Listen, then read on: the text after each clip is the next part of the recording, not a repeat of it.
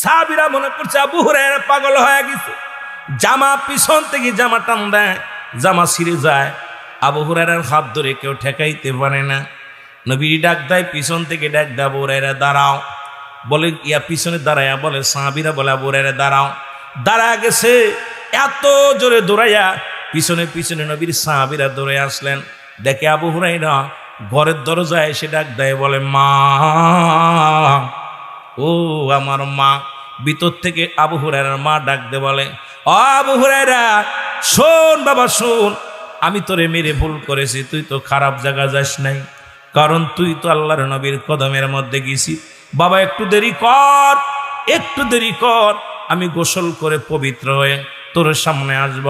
বাবারে আমার মুহাম্মাদের কদমে নিয়ে যাবি, আমি কালেমা পড়ে মুসলমান হয়ে যাব। আমার নবীজির সাহাবীরা ডাক দেব, হুরায়রা তুমি এত জোরে দৌড়লে কেন? বলে আমি এই জন্য দৌড়াইছি, দেখি আমি আগে যাই নাকি আমার নবীর দুয়াটা আগে মার কাছে যায়। জোরে বলো আল্লাহু আকবার। আর একটু জোরে। ইব্রাহিম আলাইহিস সালামের ছেলের নাম হলো হযরত ইসমাঈল আলাইহিস সালাম। একটু মনে রাখবেন বাবা, ইসমাইল নবী বিয়ে করলো, ইসমাইল নবী শাদী করছে। শাদী করার পর ইসমাইল নবীর বাড়িতে গেছে ইব্রাহিম আলাইহিস সালাম। জোরে বলা যাবে না মারহাবা? আর একটু জোরে বলেন মারহাবা। এবার আস্তে আস্তে চলে গেছেন ইসমাইল নবীর বাড়িতে। সালাম দিছে, আসসালামু আলাইকুম আলাল বাইত। ঘরের মধ্যে কে আসনি? উত্তর দাও আলাইকুম আসসালাম। কে? আমি ইব্রাহিম। বলে মারে আমি ইব্রাহিম, কেন আসছেন? আমার ছেলে আসেনি ঘরে? না, সবাই তোয়াজটা জানে না, এই জন্য বলে যায়। ডাকতে বলে মারে আমার ইসমাইল কোথায় গেছে? কয় আমি জানি না। কয় মারে ইসমাইল কোথায় গেছে জানি না। বাবার মনে কষ্ট লেগেছে।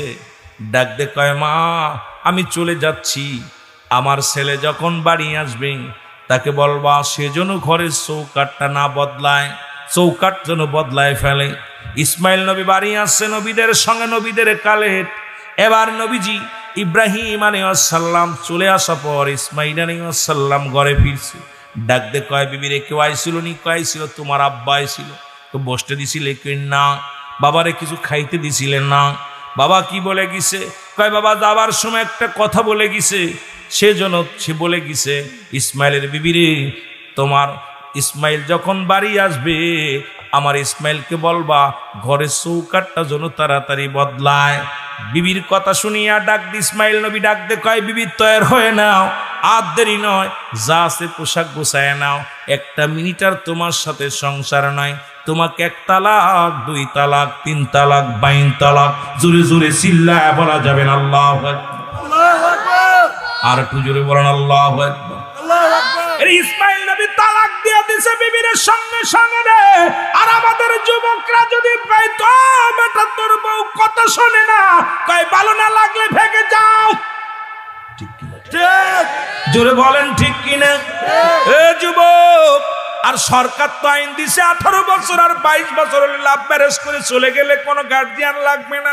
কিন্তু আমার নবী যার অনুসরণ করেন, তার বাবা আব্দুল মুতালিবও বিয়ে করেছিল গার্জিয়ানের অনুমতি নিয়ে।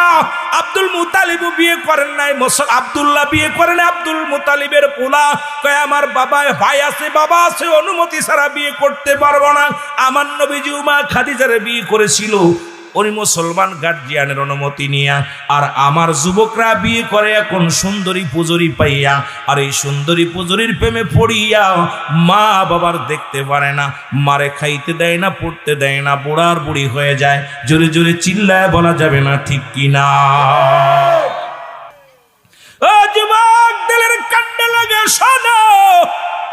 আবার কিছুদিন পরে ইসমাইল নবী আবার দিকে শুনে একটা বিয়ে করলো, বিয়ে করছে। আবার কিছুদিন পরে ইব্রাহিম আলাইহিস সালাম আস্তে আস্তে গুটি গুটি পায়ে চলে গেছে। সালাম দিছে, আসসালামু আলাইকুম আলাল ভাই, কে আসো? ওয়ালাইকুম আসসালাম। কে? বলতেছে মা গো আমি ইসমাইলের বাবা। কইছে আব্বা যান ভিতরে আসেন তাড়াতাড়ি।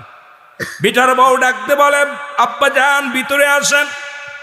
সিরা মাদুরি বিছা দিছে, মাদুরির পরে বসছে, 2টা খুরমা এনে দিছে, খেয়েছে। ডাকতে বলে আব্বা যান আপনি উত্তপ্ত নদীর মধ্যে কেন এত কষ্ট করে আসছেন? আপনি যদি বলতেন আপনার ছেলেরা আমি পাঠায়া দিতাম। আপনি আসছেন পায়ের মধ্যে ঠুসকা পড়ে গেছে। বৌমা কেমন হয়, বিটার বউ কেমন হয় শুনে নাও বাবা। আব্বাজান আপনি আসছেন, আপনি কত কষ্ট করেছেন। ডাক দেখায় না রে মা, আমি দিনের পয়গম্বর দাওয়াত দিতে এসেছিলাম, ইসলামের দাওয়াত নিয়ে। মনে করলাম এই পদ্মে যাইতেছি, একটু দেখা করে যাই। মারে দেখা করে গেলাম। কয় মারে একটু পানি দাও, আমি উজু করব। ইব্রাহিম আলাইহিস সালাম উজু করলেন, দুটি পা বিটার বয়সে ধোয়া দিলেন। ওই পা দুখানা নিজের আসল মোবারক দিয়া মুছায়া দিলেন। জোরে বলেন আল্লাহু আকবার। ইসমাইল নবীর বিবি শ্বশুরের পা দুখানা মুছায়া দিয়া রে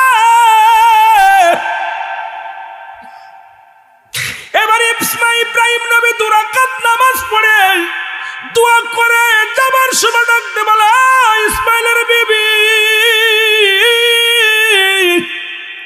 আমার ইসমাইল যখন ঘরে ফিরবে তুমি তাকে বলবা সেজন্য জীবনেও কোনোদিন ঘরের চৌকাঠটা না বদলায়। জোরে জোরে চিল্লায় বলা যাবে না সুবহানাল্লাহ। ইসমাইল নবী ঘরে ফিরছে, ফিরা পর ডাক দে কয়, বিবি রে কেউ আইছিল? কয়েছিল আমার আব্বা। খাইতে দিছিলেন? কয় স্বামীরে কি আছে ঘরের ভিতরে দিব। আমার আব্বা জানের মুখটা বড় মলিন, তৃষ্ণায় কাতর হয়ে গেছে, একটু পানি দিছি, দুইটা কুরমা দিছি রে স্বামী, আর কি বা ঘরের মধ্যে আছে। কয় বিবি রে আব্বারে কেন ঠেকাই রাখলা না?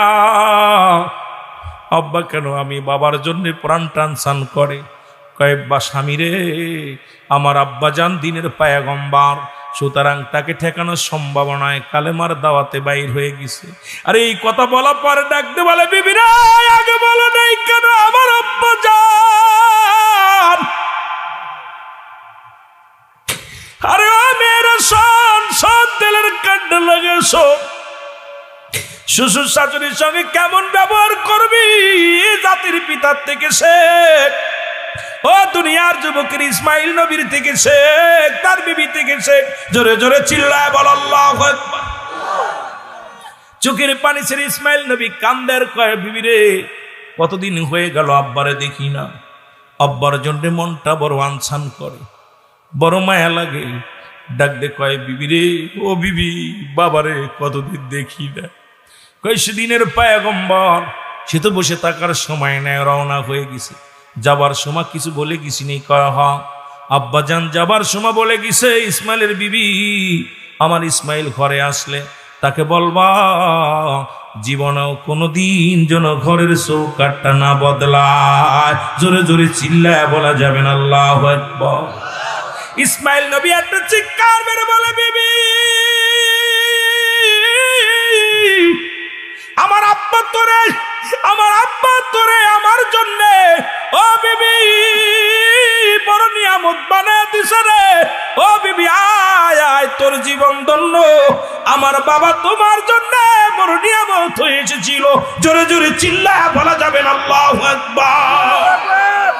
আমি যুবকদের বলি, বাবা যদি ডাক দেয়, মা যদি ডাক দেয়, ফরজ নামাজ ব্যতীত সুন্নাত নফল নামাজ ছেড়ে দাও, দ্বিতীয়বার যেন ডাকা না লাগে। ডাক দিছে রুহুল আমিন, নামাজে দাঁড়াইছো, সুন্নাত নফল নামাজ ছেড়ে দাও, দ্বিতীয় ডাক দিলে তোমার মায়ের কষ্ট হবে, তোমার বাবার কষ্ট হবে। এই বাবা মার কথা বলতে যায় অনেক কথা চলে আসবে। এদিকে রাহমাতুল লিল আলামিন মনে আসেনি বাবা? জোরে বলো আল্লাহু আকবার। নবীজি বলে, মা তুমি আমার আলকামারে মাফ করে দাও। জোরে বলো আল্লাহু আকবার। আমার আলকামারে তুমি ক্ষমা করে দাও। বলে না, আমার মনে বড় ব্যথা, আমি তারে মাফ করতে পারবো না।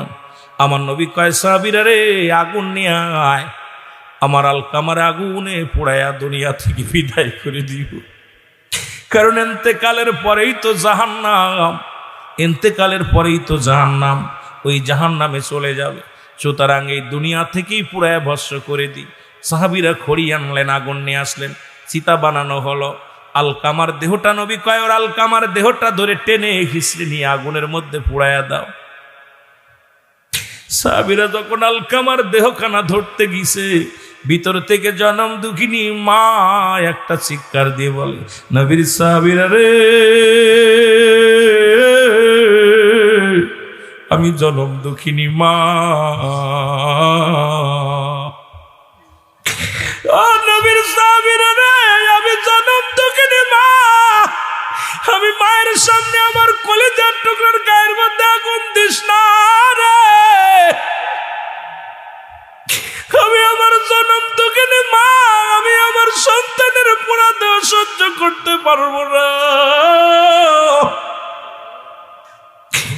নবীর সাহাবীরা রে, আমার আলকামারকে আগুন দিস না। জীবনে যত ভুল করেছে আমার আলকামা আমি সব মাফ করে দিলাম। জোরে জোরে চিল্লায় বলা যাবে না আল্লাহু আকবার। জনম দুঃখিনী মা যখন মাফ করে দিছে, আলকামা জবান দিয়ে কালেমা পড়েছে, লা ইলাহা ইল্লাল্লাহু মুহাম্মাদুর রাসূলুল্লাহ সাল্লাল্লাহু আলাইহি ওয়াসাল্লাম। জোরে জোরে চিল্লায় বলা যাবে না মারহাবা। এই জন্য মদিনার কথা বলি, নবী লাগবে কবরে, নবী লাগবে মিজানে, নবী লাগবে ফুলসিরাতে, নবী লাগবে ইয়াউমুল কিয়ামতের ময়দানে। নবী বিনে কোনো বান্ধব থাকবে না, বন্ধু থাকবে না।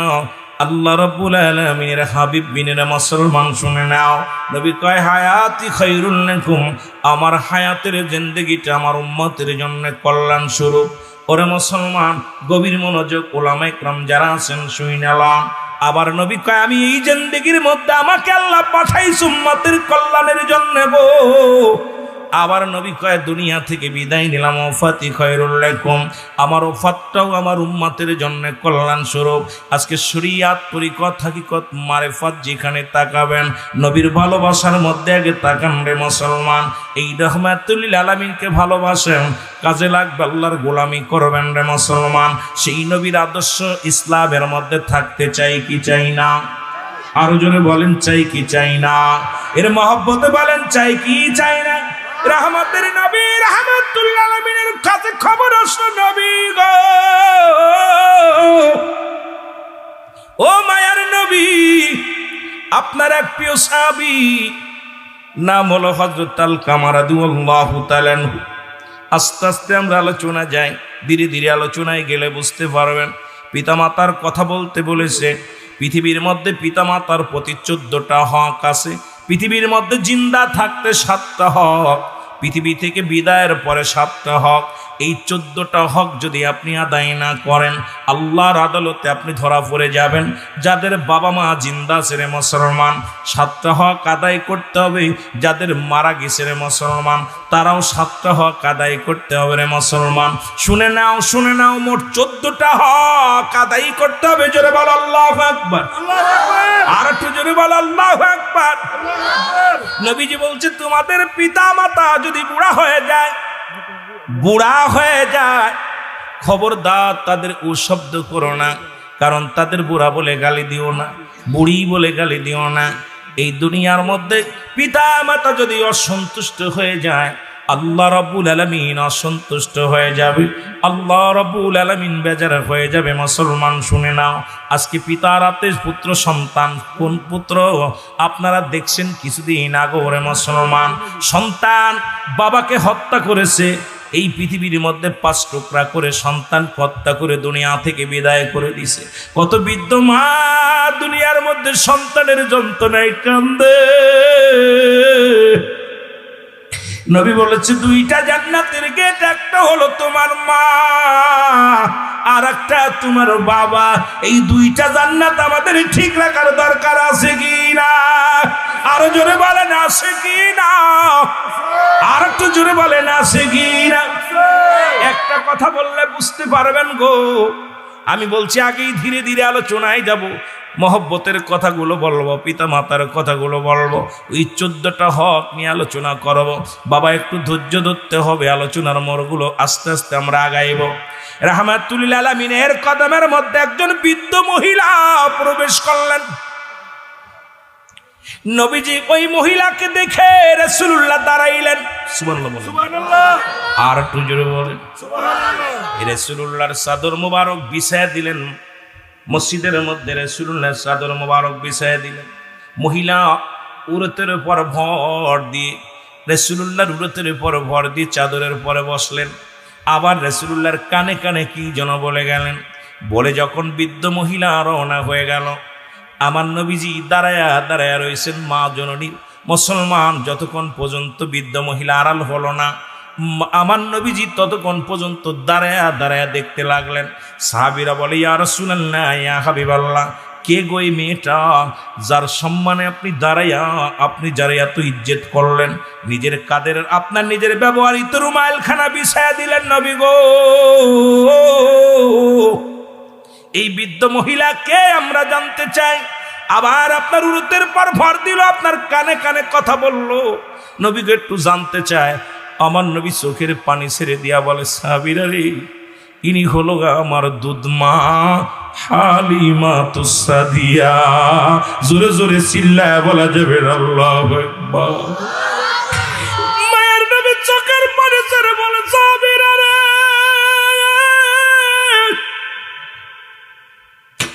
আমি রহমতের নবী রে, এই মহিলা দুধ পান করাইছে পৃথিবীর মধ্যে, আমি তার ইজ্জত সম্মান ঠিকমতো দিতে পারলাম না।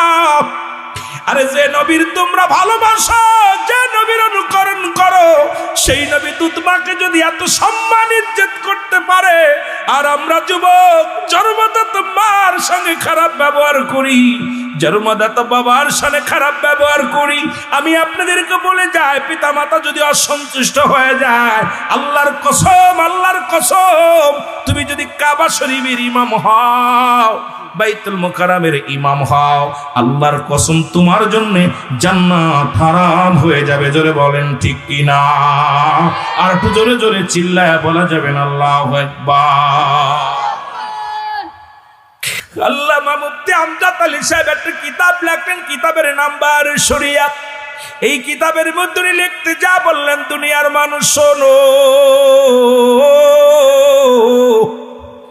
মানুষ যখন সাধারণ মৃত্যুবরণ করে, 70টা তাজা উটের গায়ের চামড়া জবাই না করিয়া উল্টো দিকে টান দেয়া লবণ আর মরিচ লাগা দিলে যতটুক যন্ত্রণা হয়, এর চাইতে 70 গুণ যন্ত্রণা হয় একটা মৃত্যু, সাধারণ মৃত্যু।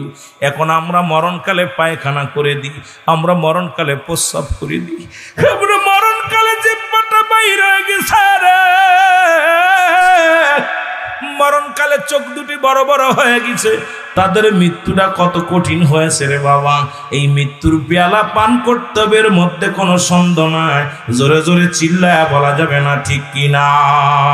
আর একটু জোরে জোরে চিল্লায় বলো আল্লাহু আকবার। মৃত্যু নাই কার কার, একটু হাত দুখানে তুলে দেখা। কুরআনুল কারীমের মধ্যে যতগুলো সূরা আছে সব আপনি অস্বীকার করতে পারেন, একটু ছোট্ট বাজান এত স্বীকার করতে পারবেন না। কুল্লু নাফসিন যায়কাতুল মাউত। মেরকাত সরে মেরকাতের 10ম খণ্ড 722 নম্বর পৃষ্ঠা, তাফসীরুল বায়ান 5ম খণ্ড 524 নম্বর পৃষ্ঠা। রাসূল বলে লা ইয়ামাউত, আল্লাহ কয় প্রতিটা প্রাণীর মৃত্যু স্বাদ গ্রহণ করতে হবে। রাসূল কয় লা ইয়ামাউত। আল্লাহর প্রিয় মাহবুব বান্দা যদি হতে পারো রে মুসলমান, একবার যদি আল্লাহ ওয়ালা হতে পারো, এই জিন্দেগি তোমার ভালা, এই দুনিয়া থেকে বিদায়ের পরে তোমার দাম, তোমার ইজ্জত বেড়ে যাবে। জোরে জোরে চিল্লায় বলা যাবে না মারহাবা? আর একটু জোরে জোরে চিল্লায় বল আল্লাহু আকবার। রহমতের নবী খবর শুনিয়া সাহাবীদের বলে, সাহাবীরা রে, তোমরা যাও যাও, আমার আলকামার চারিদিকে বসে বসে কোরআন তেলাওয়াত করো, দোয়া করো, মাগফিরাত কামনা করো। আমার আলকামার জন্য মৃত্যুটা সহজ হয়ে যায়, আমার আলকামা যেন কালেমা পড়তে পারে, তার জন্য মৃত্যু যন্ত্রণা একটু লাঘব হয়ে যায়।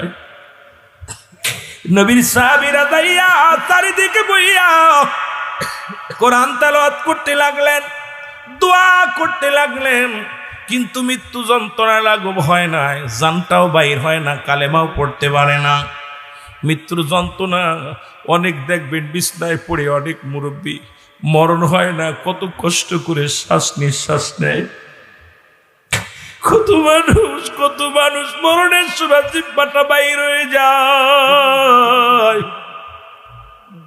কত মানুষের মুসলমান চোখ দুটি বড় বড় হয়ে যায়, পায়খানা প্রস্রাব পর্যন্ত করে দেয় ওই মৃত্যু যন্ত্রণায়।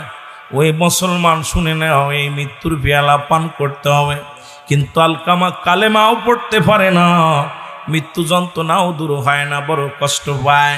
নবীর কাছে চলে আসলেন সাহাবী کرام, বলে ইয়া রাসূলুল্লাহ, ইয়া হাবিবাল্লাহ, আপনার আলকামার তো মৃত্যু যন্ত্রণা যায় না, কালেমা পড়তে পারে নাই, মরণ হয় নাই। আল্লাহর নবী দু হাত তুলে দোয়া করে, মালিক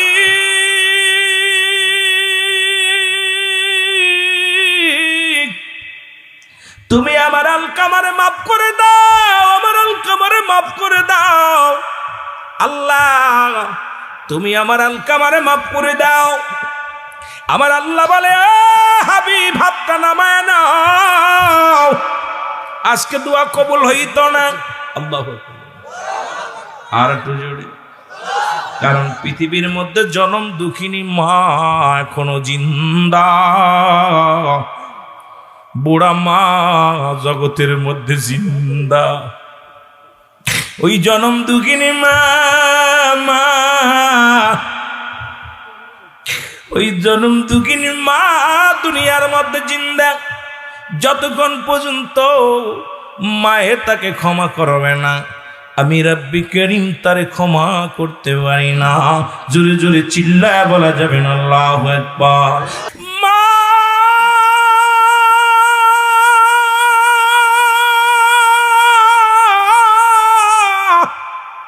দুঃখিনী মা, বাবা মা বাবা, জোরে বলো আল্লাহু আকবার। রহমতের নবী ডাকতে বলে, মালিক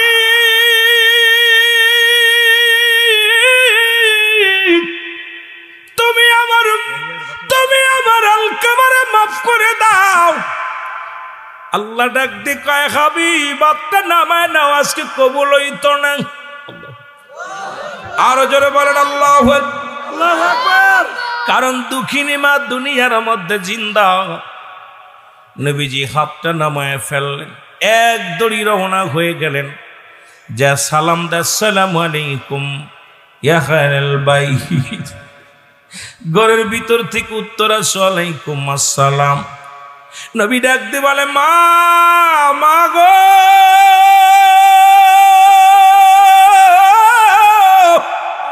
ও মা, আমার আলকামা কি অপরাধ করেছে একটু জানতে পারিনি। মা দুঃখিনী বলে, বাবা আমার আলকামা জীবনে এক ওয়াক্ত নামাজ ছাড়ে নাই, আলকামা জীবনে একটা রোজা কাজা করে নাই, আলকামা জীবনে একটা অন্যায় করে নাই, আলকামা জীবনে একটা মিথ্যা বলে নাই। আমার নবী কয়, মা গো, তাহলে আমার আলকামার এত কষ্ট কেন মৃত্যু সজ্জায়? আমার নবী বলার পর জনম দুঃখিনী মা বলে, বাবা আমার আলকামা সারা জীবন বইয়ের পরামর্শ শুনতো, আমি দুঃখিনী মাকে মূল্যায়ন করতো না, আমি যেটা বলতাম সেই কথাই মূল্যায়ন করতো না। আরে যুবক শুনেলা,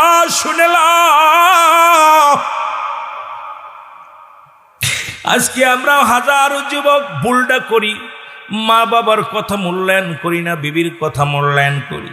যুবকরে বউ মরে গেলে বউ পাওয়া যাবে, বউ চলে গেলে বউ পাওয়া যাবে। জনম দুঃখিনী মা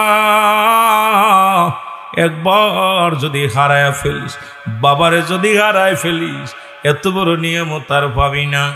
গাড়ির মধ্যে লেখা দেখি মা বাবার দোয়া, বাড়ির মধ্যে লেখা দেখি মা বাবার দোয়া। আরে আল্লাহর কসম করে বলি, শোন, পৃথিবীর মধ্যে মা বাবা দোয়া করলে যদি গাড়ির মালিক হওয়া যায়, বাড়ির মালিক হওয়া যায়, আমি সিদ্দিকী সাহেব বলে যাই, মা বাবা দোয়া করলে আল্লাহর জান্নাত পাওয়া যায়। জোরে বলেন ঠিক কিনা?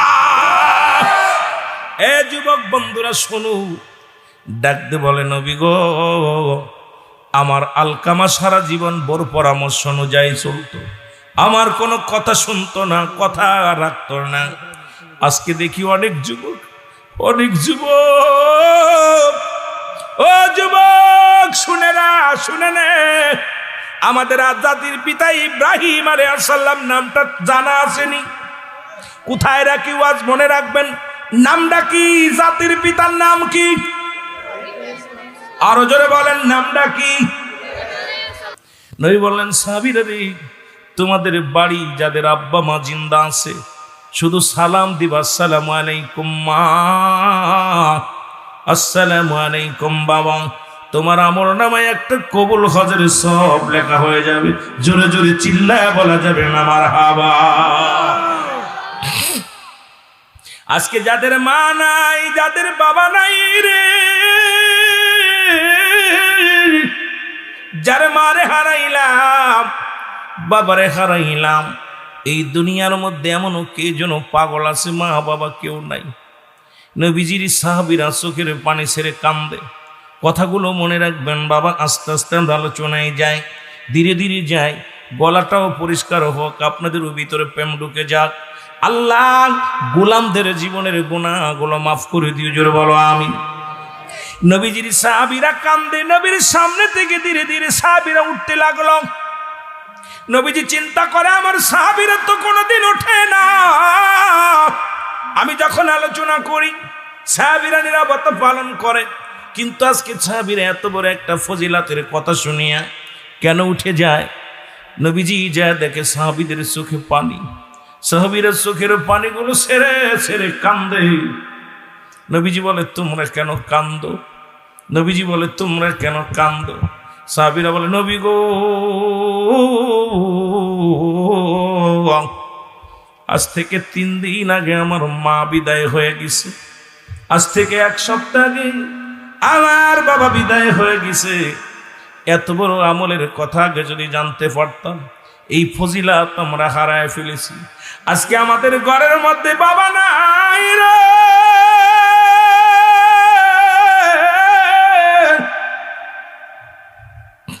আমাদের ঘরের মধ্যে মা দুঃখিনী নাই।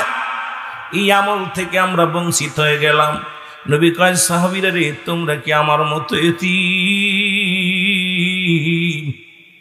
আমি নবী মায়ের গর্ভে মাত্র 6 মাস যখন বয়স, আমার আব্বা জান দুনিয়া থেকে বিদায়।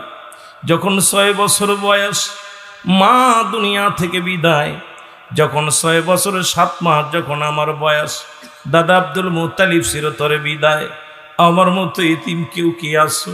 আবার আল্লাহ ডাক দিয়ে বলে জিবরিল ধরে আজা আমার হাবিবের চোখেও পানি। আল্লাহ নবী ডাক দিয়ে বলে সাহাবীরা রে,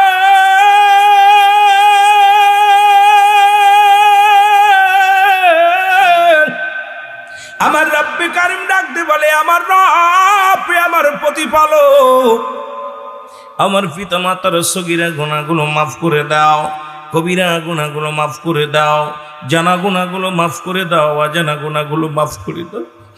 আল্লাহ আমার পিতা মাতা যেমনি আমাদের লালন পালন করেছে, তদ্রূপ ভাবে তুমি তোমার রহমতের খুলে তাদের তুলে নাও। জোরে বলো মারহাবা, আর একটু জোরে বলো মারহাবা। এ দুনিয়ার মুসলমান আজকে যারা মারে হারাইলাম, বাবারে হারাইলাম, মাহফিলে এসে কোন পাগলের চোখে যেন পানি। এটা আনন্দের জায়গা না, গালির জায়গা না। এই জায়গা বসিয়া রিয়াজুল জান্নাহ বেহেশতের বাগানে বসিয়া মৌলার দরবারে কানবেন আর বলবেন আল্লাহ।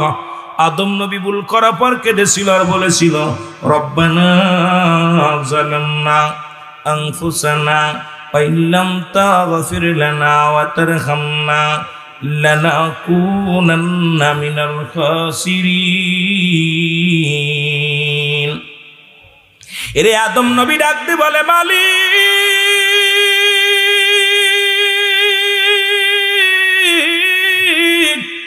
আমি আদম জালিমদের অন্তর্ভুক্ত হয়ে গেছি, আমার তুমি ক্ষমা করে দাও। আরে মুসলমান, সব নবীরাই কানলেন পাপের ভয়ে, গোনার ভয়ে। আমরা কেমন মুসলমান নিষ্ঠুর হয়ে গেছি, চোখে পানি আসে না। এই দুনিয়া আমাদের এমন ভাবে ধরে ফেলছে, দুনিয়ার মায়ায় এমন ভাবে পড়ে গেছি, আমাদের চোখে পানি আসে না রে মুসলমান। এর একটাই কারণ হলো আমাদের ভিতরে হারাম হালাল সব মিশ্রিত হয়ে ঢুকে গেছে। এই জন্য আমার রব্বি কারীমের প্রতি ভয় নাই, মরণের প্রতি ভয় নাই, কবরের প্রতি ভয় নাই। জোরে জোরে চিল্লায়া বলা যাবে না আল্লাহু আকবার। সাহাবীরা মনে করছে আবু হুরায়রা পাগল হয়ে গেছে, জামা পিছন থেকে জামা টান দেয়, জামা ছিঁড়ে যায়। আবু হুরায়রার হাত ধরে কেউ ঠেকাইতে পারে না। নবী ডাক দেয়, পিছন থেকে ডাক দেয়, আবু হুরায়রা দাঁড়াও। বলে ইয়া পিছনে দাঁড়ায়া বলে, সাহাবীরা বলে আবু হুরায়রা দাঁড়াও। দাঁড়া গেছে, এত জোরে দৌড়াইয়া পিছনে পিছনে নবীর সাহাবীরা দৌড়ে আসলেন। দেখে আবু হুরায়রা ঘরের দরজায় এসে ডাক দেয়, বলে মা, ও আমার মা। ভিতর থেকে আবু হুরায়রার মা ডাক দে বলে, ও আবু হুরায়রা, শোন বাবা শোন, আমি তোরে মেরে ভুল করেছি, তুই তো খারাপ জায়গা যাস নাই, কারণ তুই তো আল্লাহর নবীর কদমের মধ্যে গেছি। বাবা একটু দেরি কর, একটু দেরি কর, আমি গোসল করে পবিত্র হয়ে তোর সামনে আসব। বাবারে আমার মুহাম্মাদের কদমে নিয়ে যাবি, আমি কালেমা পড়ে মুসলমান হয়ে যাব। আমার নবীজির সাহাবীরা ডাক দেয়, আবু হুরায়রা তুমি এত জোরে দৌড়লে কেন? বলে আমি এই জন্য দৌড়াইছি, দেখি আমি আগে যাই নাকি আমার নবীর দুয়াটা আগে মার কাছে যায়। জোরে বলো আল্লাহু আকবার। আর একটু জোরে। দুনিয়ার মানুষ নবীজির সাহাবীদের কথা বলতে গেলে কত কথা চলে আসে। এ মুসলমান শোনো, ওই মুসা আলাইহিস সালামের নাম শুনেছেন কি শোনেন নাই? জোরে বলেন, শুনেছেন কি শোনেন নাই? আজকে কিছু বাংলা ওয়াজ করে যায় গ্রামের মধ্যে। বাবা এত কঠিন ওয়াজ করবো না, একদম সহজ কথাগুলো বলে যায়, শুনে রাখো। নাম হলো হযরত মুসা আলাইহিস সালাম, যিনি তুর পাহাড়ে মওলার সঙ্গে দিদার করেছিলেন। আমার আল্লাহ রব্বে কারিমের কাছে ডাকতে বলে, আমার মাবুদ, আমি একজন নবী, আমি যদি মারা যাই আমাকে তুমি নিশ্চিত জান্নাত দিবা, তবে জান্নাতের মধ্যে কার আসনে আমার বসত বাড়ি হবে, আমার লগে তুমি কারে জান্নাতের মধ্যে দিবা আল্লাহ? তুমি একটু আমারে জানাইলে বেশি খুশি হতাম, তুমি আমারে জানাইলে আমি উপকৃত হতাম। আমার রব্বে কারিম আল্লাহ রব্বুল আমিন ডাক দে কয়, মুসা রে, আমি তো তোমার নির্ধারিত করে রাখছি, তোমার সনে যাবে ওই মুসলমান। শুনে নাও, শুনে নাও, শেরপুরে বাজারে যিনি গোস্ত বিক্রয় করেন, ওই কষায় তোমার সাথে আল্লাহর জান্নাত, আমি আল্লাহর জান্নাতের মধ্যে থাকবে নিয়া। জোরে জোরে চিল্লা বলা যাবে না মারহাবা? আরো জোরে। কে থাকবে জান্নাতে? কষায়। মুসা নবী একদম গুসায় বলে, আল্লাহ এ কি শুনাইলা? আমি একজন নবী, আমার লগে থাকলে নবী থাকবো না, আমার বউ ফুলামান থাকবো, কিন্তু আমার লগে একজন কসাই থাকবে, তাও গরুর গোস্ত বিক্রি করে, এই কসাই আমার লগে থাকবে, এটা কেমনে হয়? আল্লাহ কয়, তুমি কি দেখতে চাও না শুনতে চাও? মুসা কয়, আল্লাহ শুনতেও চাই, দেখতেও চাই। সুবহানাল্লাহ বলেন, আরো জোরে। এখন আল্লাহ বলে, চলে যাবা ওই বাজারে, শেরপুর বাজারে দেখবা মোড়ের ভিতরে একটা গাছ আছে, ওই গাছের নিচেই একজন কসাই গোস্ত বিক্রি করতেছে, ওই কসাইটাই তোমার সাথে জান্নাতে যাবে। সুবহানাল্লাহ বলেন। কথার কথা বলতেছি, আবার মনে করেন না হুজুর আবার এই মুসা আলাইহিস সালাম পাঠাই দিয়েছে কসাইর এই জায়গা, মানে কথার বুঝানোর জন্য বলতেছি। বেজাল বাদনের লোক থাকলে আবার কবে হুজুর এই জায়গা কি আইসেনি সত্যি, তাহলে বেজালে পড়বো না? কথা বলেন না কেন? মুসা আলাইহিস সালাম আস্তে আস্তে গুটি গুটি পায়ে চলে গেছেন ওখানে। যা দেখে একটা লোক গরু জবাই করে, দৌড়ে জবাই করছে, জবাই করে শুলছে, শুইলা কলিজা এবং সুন্দর গোস্ত টুকরা কাইটা একটা কাপড়ের মধ্যে ডাইকা রাখছে। আগে ডাইকা থুয়ে গোস্ত বিক্রি করা শুরু করছে। মুসা আলাইহিস সালাম কে আল্লাহ তুমি দিলা কষার লগে জান্নাত দিবে, বাবা চোরের লগেও জান্নাত দিবে, তো গোস্ত। আল্লাহু আকবার বলেন। আল্লাহ কয়, মুসা তুমি না দেখতে চাইছো আর শুনতে চাইছো, এখন তুমি বেজাল বাদাও কেন? দেখো, তুমি দেখছো, শোনো, দেখাশোনা করো। দেখলো বাজারে গোস্ত সব বিক্রি করছে, বিক্রি কইরা গোস্ত টুকলা নিয়ে হাঁটা শুরু করলো। আস্তে আস্তে গুটি গুটি পায়ে যেয়ে বাড়ি গেল। বাড়ি যে গোস্তটারে ভালো করে ধুইলো, ধুইয়া পাতিলের মধ্যে দিয়ে রান্না চুলায় দিয়া, ভালো করে চুলায় দিয়া এইবার আর একটা ঘরের মধ্যে গেছে। যায় দেখে মুসা আলাইহিস সালাম দেখে মাছি ভন ভন করতেছে, মাছিগুলো উঠতেছে, গুয়ে মাছি। মা জননী পায়খানা কইরা পুরো দেহের মধ্যে মাখায় ফেলেছে। মুসা আলাইহিস সালাম দূর থেকে দেখে বুড়ি মানুষ, সেই বুড়ির গায়ের ময়লাগুলো হাত দিয়ে কষাই যায়, মুসায়া ধুয়াইয়া এইবার মায়ের মুখের মধ্যে একটা চুমা দিতেছে। আল্লাহু আকবার। আরো জন মুসা আলাইহিস সালাম দেখতে লাগলেন ওই বুড়ি মানুষটার গায়ের মধ্যে ময়লা, সমস্ত ময়লাগুলো বুড়িমা আর ময়লাগুলো হাত দিয়ে মুছায়া দিল। এবার মুখের মধ্যে একটা চুমা লাগায় দেয়, দিয়া বলতেছে, মা একটু দেরি হয়ে গেছে, তোমার দেরি করে ফেলেছি মাগো, আজকে গোস্ত বিক্রি করতে একটু সময় লেগেছে মা। মা গো তুমি বুঝি কষ্ট পেয়েছো গো মা। রান্না শেষ, গোস্তগুলো নিয়ে পাতিলের মধ্যে নিয়ে জনম দুঃখিনী মা মারে কোলের মধ্যে উঠাইয়া, দুঃখিনী মারে কোলের মধ্যে উঠাইয়া এবার গোস্তগুলো মায়ের মুখের মধ্যে নরম বানায় বানায় ভালো করে ঘালের মধ্যে দেয়। মা জননী খায়। পুরো খাওয়া হয়ে গেলে ডাকতে বলে মা আমার গায়ের মধ্যে গোস্ত চুরাইছি, গায়ের মধ্যে রক্ত লেগে আছে মা। মারে তুমি একটু শুয়ে থাকো, আমি গায়ের ময়লাগুলো পরিষ্কার করে আসি। এবার কষার মা কষাই এবার বিছনার মধ্যে শুয়াইয়া দিয়া মাকে বলছে মা তুমি থাকো, আমি একটু গায়ের ময়লাগুলো পরিষ্কার করে আসি। জনম দুঃখিনী মা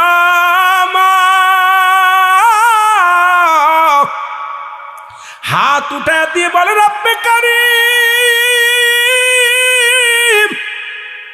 তোমার জান্নাত আছে আমি জানি গো, ও খোদা তোমার জান্নাত আছে আমি জানি।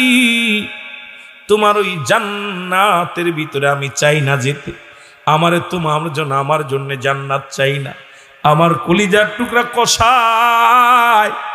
ও আমার আল্লাহ, এই জামানার নবী মুসা আলাইহিস সালাম, আল্লাহ গো আমার কলিজার টুকরা কষাই রে মুসা আলাইহিস সালামের সঙ্গে জান্নাতে দিয়ে দিও। আরো জোরে আল্লাহ রাব্বুল আলামিন ডাকতে বলে মুসা মুসা রে, এখন দুঃখিনী মা আমার দরবারে হাত উঠাইছে রে। ওই দুঃখিনী মা আমার দরবারে হাত উঠাইছে, আমি আল্লাহ কবুল করেছি। মুসা রে এই জন্য তোমার জান্নাত আমি মহিলার লগে দিয়েছি, ওই পুরুষের কষার লগে দিয়েছি। মুসা নবী ডাক দেখো আল্লাহ আমার জীবন ধন্য, এমন একজন মায়ের প্রেমিককে নিয়ে আমি জান্নাতের মধ্যে থাকব, এমন একজন মায়ের পাগল সন্তানকে নিয়ে আমি জান্নাতের মধ্যে থাকব।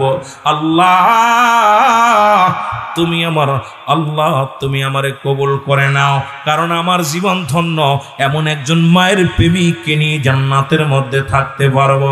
আরে মুসা আলাইহিস সালাম ডাক দেখ আল্লাহ আমি কসাইকে পেয়ে বড় ধন্য, এই জন্য মায়ের দোয়া আল্লাহ কবুল করেছে। এ মুসলমান শোনো, মায়ের দোয়ায় দুনিয়ার মধ্যে আল্লাহর ওলি হওয়া যায়, মায়ের দোয়ায় আল্লাহ পাক জান্নাত নসিব করে দেয়। মায়ের দোয়া মা বাবার দোয়া বিফলে যেতে পারে না। জোরে জোরে বলেন ঠিক কিনা? আর একটু জোরে জোরে চিল্লায় বলা যাবেন আল্লাহু আকবার। কথাগুলো বলতে যারা ওলি আল্লাহ প্রেম করেন তাদের কথা বলি, যাদের কথা কুরআনুল কারীমের মধ্যে সূরা ইউনূসের মধ্যে 11 নম্বর পারা 62 নম্বর আয়াত আল্লাহ বলে সূরা ইউনূসের মধ্যে আল্লাহ সাবধান ইন্না নিশ্চয় আলা ইন্না উল্লাহি আল্লাহর তরফ থেকে যারা ওলি হয় লা নাই খাউফুন শব্দের অর্থ ভয়ওয়ালা, যদি অবস্থান করো হুমাদের উপরে জানুন তাদের কোনো চিন্তা নাই ভাবনা নাই। এমন একজন আল্লাহর ওলি হয়েছিল পৃথিবীর মধ্যে মুসলমান, শোনো নাম হলো জুরাইস।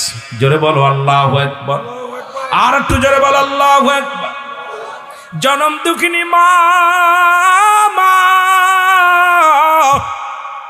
জুরাইস গভীর রাত্রে ইবাদত করে, বন্দেগী করে গো, বড় বুজুর্গ পানা দেখায় ঘরের মধ্যে।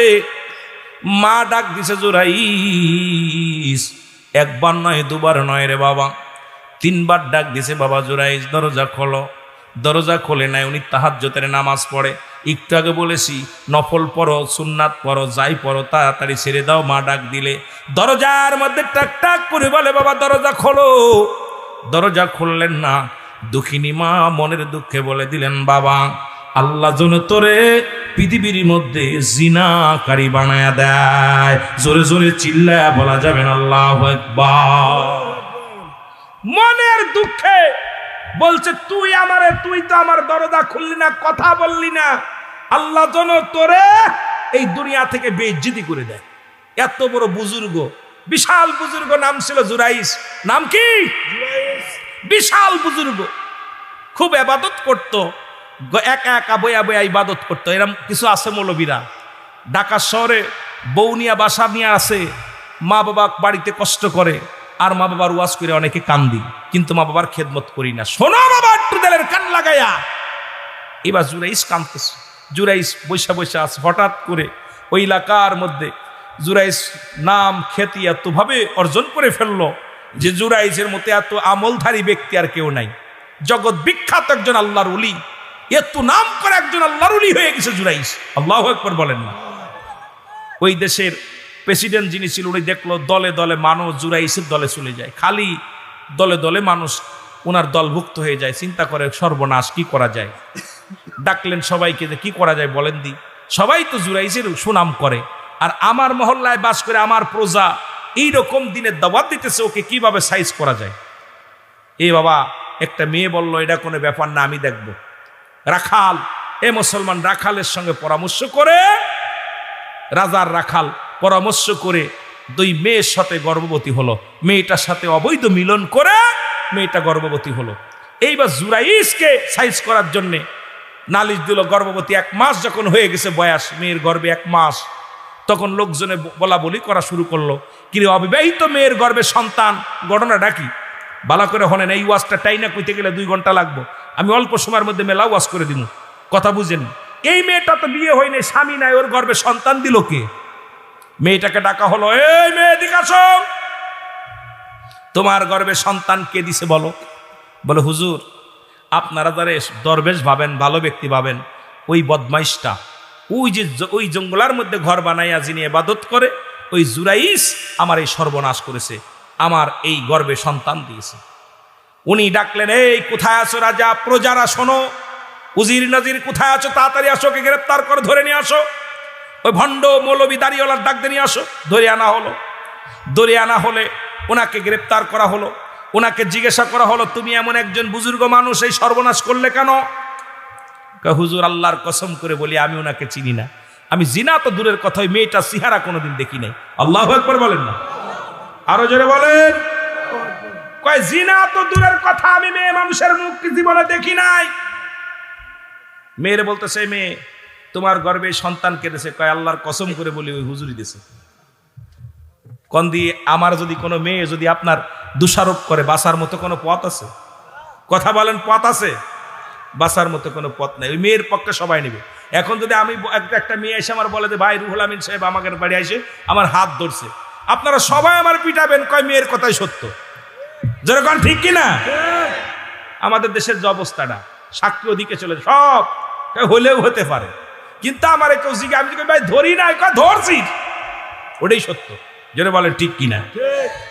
জুরাইস, তুমি জিনা করেছো? বলে হুজুর, জিনা তো দূরের কথা, আল্লাহর কসম আমি ওই মেয়েটা চেহারা পর্যন্ত দেখি নাই, চেহারা পর্যন্ত দেখি নাই। আমার বাবারা মেয়েটাকে বললো, হুজুর আমার সর্বনাশ উনি করছে। এ মুসলমান কি হবেন?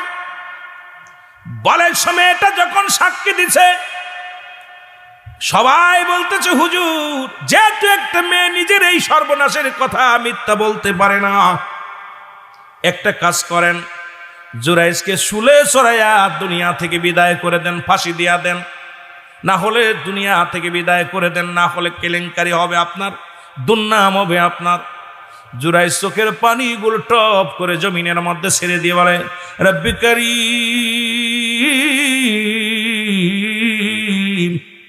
জীবনে তো ওই মেয়েটার মুখ আমি দেখি নাই, কোনো বেগানা নারী চেহারা আমি দেখি না। আল্লাহ, আজকে আমার এই অপবাদ নিয়ে দুনিয়া থেকে বিদায় হতে হবে। আল্লাহ, আমি বুঝতে পেরেছি আমার মায়ের দোয়া কবুল হয়ে গেছে। মা বলেছিল, জুরাইস রে, যতই বুজুর্গ পানা করিস, একদিন নারী কেলেঙ্কারি জিনার অপবাদ তোর জীবনে এসে যাবে। জোরে বলো আল্লাহু আকবার। কারণ আমি মাকে মূল্যায়ন করলি না, আমি মার প্রতি গুরুত্ব দিলি না। এমন একটা দিন আসবে যেদিন রে তুই নারী কেলেঙ্কারি মাথায় নিয়ে মৃত্যুবরণ করবি। মনে পড়ে গেছে, এর কান্না কাটে শুরু করে দিছে, এলহাম এসে গেছে। জুরাইস, ও জুরাইস, যেহেতু তোমার ফাঁসি হবে, তোমাকে হত্যা করবেন, একটা উপায় বলে দাও। তুমি বলে দাও, ওই সন্তান যেদিন দুনিয়ার মধ্যে আসবে, সন্তানই প্রমাণ করে দিবে ওর বাবা কিনা। সাথে সেই কটা দিন যেন তোমাকে জেল হাজতে রাখা হয়, সেই কটা দিন তোমাকে যেন জিন্দা রাখা হয়। না হয়তো তুমি এই কলঙ্ক নিয়ে দুনিয়া থেকে বিদায় হয়ে যাবে। যদি নিষ্কলঙ্ক হতে চাও তাহলে দাবি করো যে আমাকে জীবন ভিক্ষা দাও।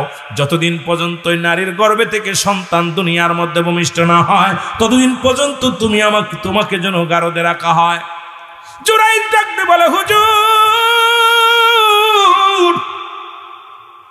আপনার আমার ফাঁসি দিবেন, আমার কোনো দুঃখ নাই, মৃত্যুদণ্ড দিবেন, কোনো দুঃখ নাই। তো মরার আগে একটা দাবি করব, যদি আপনারা পারেন দাবিটা পুরা করবেন। সেই দাবিটা হলো ওই নারীর গর্ভে থেকে সন্তান যতদিন ডেলিভারি না হয় ততদিন পর্যন্ত আমাকে আপনারা জেলখানায় বন্দি রাখেন, আমাকে আপনারা মৃত্যুদণ্ড দিয়েন না। ওই নারীর সন্তান যেদিন দুনিয়ার মধ্যে আগমন করবে ওই সন্তানই বলে দিবে ওর জন্মদাতা পিতাকে। জোরে জোরে চিল্লায় বলা যাবে না মারহাবা? ঠিক আছে, ঠিক আছে, ওকে কয়েদখানায় নিয়ে যাও। রাজা তো সব ইতিহাস জানে কি করছে, উনি তো সব জানে। নিয়ে গেছে জেলখানায়। 1 মাস 2 মাস 3 মাস 10 মাস 10 দিন পূর্ণ হলো, দুনিয়ার মধ্যে সন্তান ডেলিভারি হলো। জোরে বলেন আল্লাহু আকবার, আরো জোরে।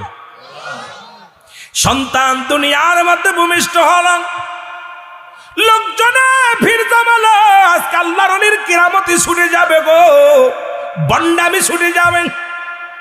একদিনের বাচ্চা কেমনে কথা কয়? ঈসা ইবনে মরিয়ামের মা, মরিয়াম ছিল ঈসা নবীর মা। শিশু কোলে থেকে কথা বলেছিল, দুনিয়ার মানুষ বলেছিল মরিয়ামের পুত্র ঈসা আলাইহিস সালাম বলেছিল, দুনিয়ার মানুষরে আমার মা পুত পবিত্র, আমার রব্বি কারিম পারে বিনা বাপও সন্তান দিতে পারে কি পারে না? জোরে বলেন পারে কি পারে না? আরো জোরে বলেন পারে কি পারে না?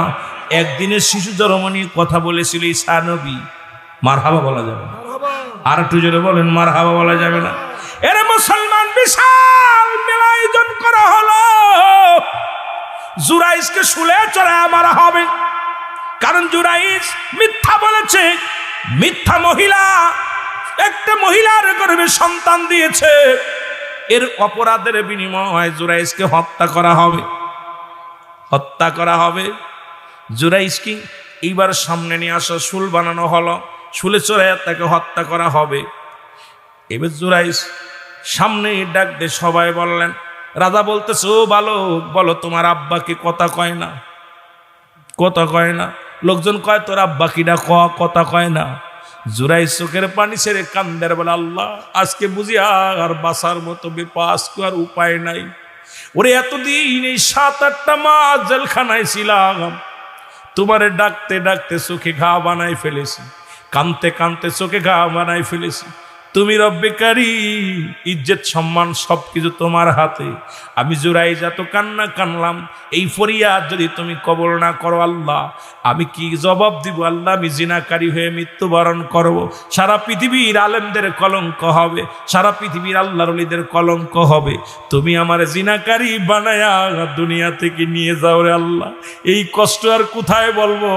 আজকে তুমি ছাড়া আমার কেউ নাই রে বান্ধব। ও আল্লাহ তুমি দয়া করো। জোরে জোরে চিল্লায় বলা যাবে না আল্লাহু আকবার। এর জুরাইজ এবার ইলহামের মাধ্যমে ডাকতে বলে, জুরাইজ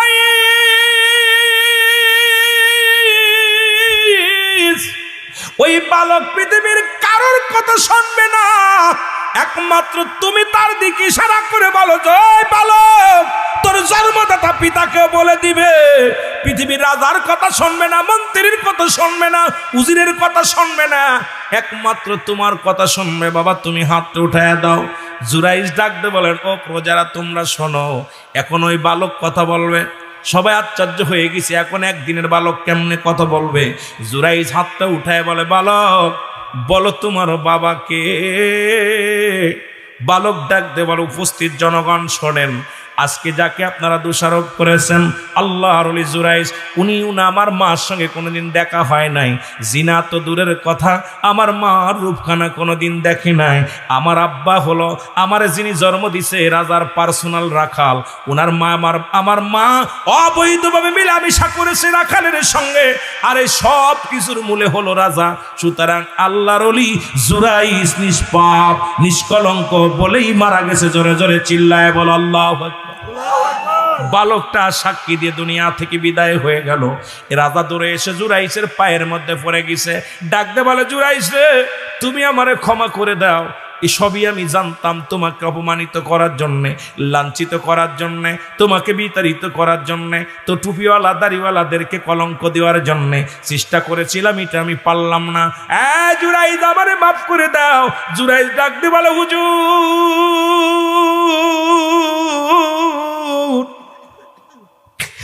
আজকে আমার দোষ, আমার মায়ের উপর দুয়ারে,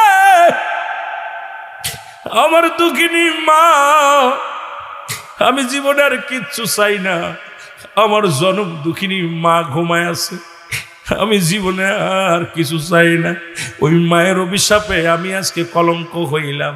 যতদিন বেঁচে আছি আমার মায়ের কবরের পাশে কেঁদে কেঁদে মাপ চাবো। আমার মা যদি কবর থেকে মাফ করে দেয়, আমি জুরাইসের জীবন ধন্য। নাই এত বড় কলঙ্ক আমার মাথার উপরে। ওদিন যদি আমার মায়ের ডাকের সাড়া দিতাম রে, ওদিন যদি আমার মায়ের ডাক শুনতাম, এই পৃথিবীতে আমি এত কলুষিত হইতাম না, লাঞ্ছিত হতাম না। সুতরাং ও পৃথিবীর মানুষ শুনে নাও, আল্লাহর ওলি জুরাইজ বলে, আপনাদের কাছে আমি দাবি করি রাজ্য চাই না, বাড়ি চাই না, আমি ওই জঙ্গলেই বাস করব, আর আমার দুঃখিনী মার কবরটা আমি জিয়ারত করব। এই জন্যে মা বাবা মারা গেলে, যাদের আব্বা মা মারা গেছে হাত দুখানা তোলেন, যাদের আব্বা মা নাই আরো জোরে বলেন, একটু হাত তুলে বলেন আল্লাহু আকবার। আর একটু জোরে বলেন আল্লাহু আকবার। আমার সাথে পড়েন, রব্বির হামহুমা কামা রব্বায়ানি সগীরা। আরো জোরে জোরে বলেন, রব্বির হামহুমা কামা রব্বায়ানি সগীরা। মহব্বতে বলেন আল্লাহু আকবার। এ দুনিয়ার মানুষ একটু জিকিরি করেন, লা ইলাহা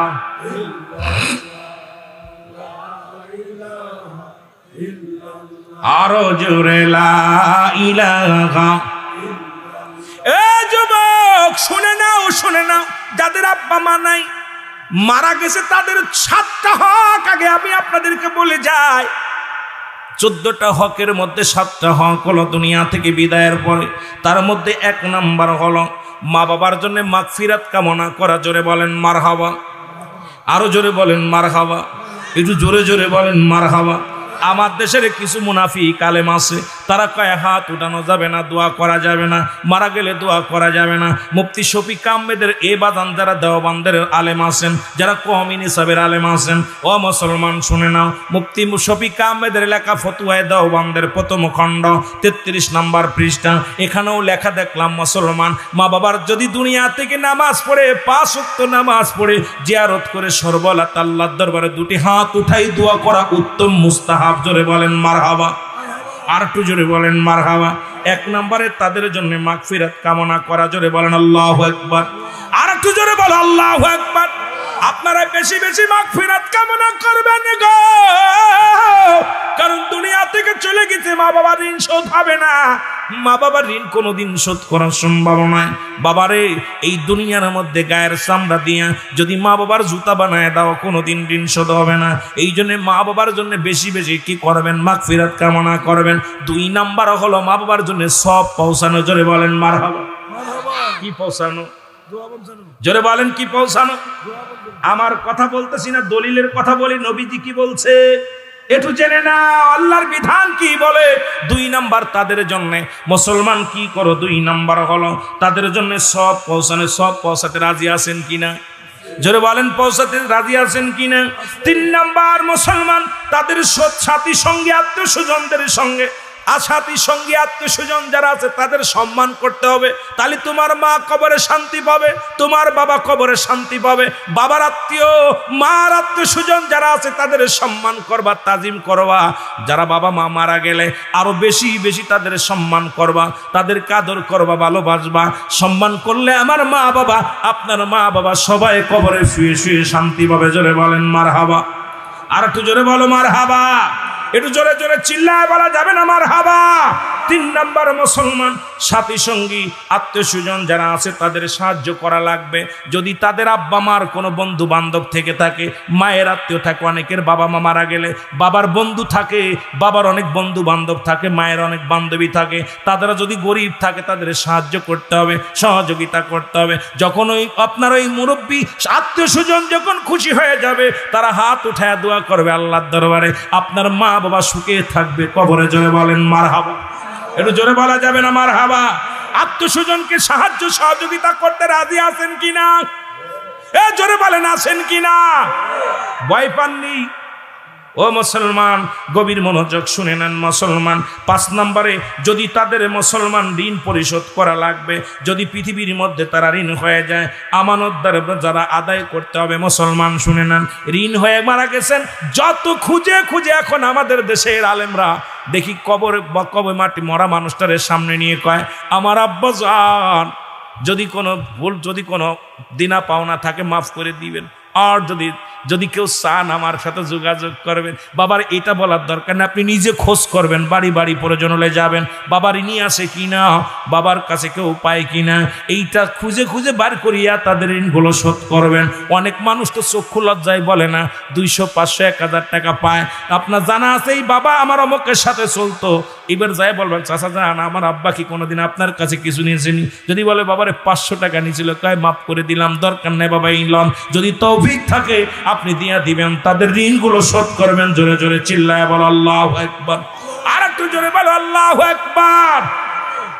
6 নম্বরে, ও মুসলমান, তাদের শরিয়াত মোতাবেক তাদের ওসিয়াত গুলো পালন করতে হবে।